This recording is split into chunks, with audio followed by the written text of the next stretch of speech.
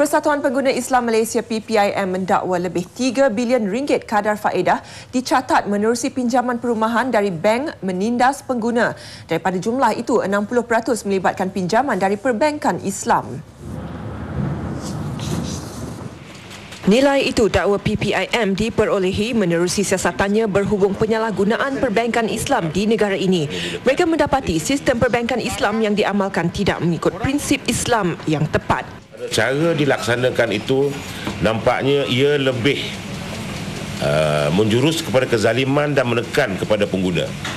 Dan jikalau kita lihat dan daripada apa yang kita dapat dari segi aduan-aduan daripada pengguna, ternyata perbankan Islam yang dinamakan, dilabelkan Islamik sebenarnya adalah lebih zalim daripada apa yang diperkatakan diguna pakai di dalam conventional banking.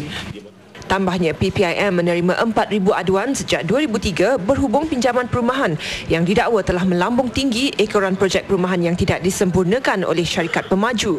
Pinjaman daripada 200,000 bila tidak dibayar, rumah dilelong dan loan menjadi 600,000.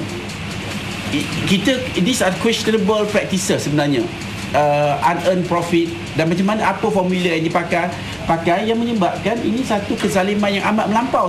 PPIM turut menggesa Majlis Fatwa Kebangsaan untuk mengkaji semula penggunaan perbankan Islam yang didakwa sering disalahguna untuk mengaut keuntungan.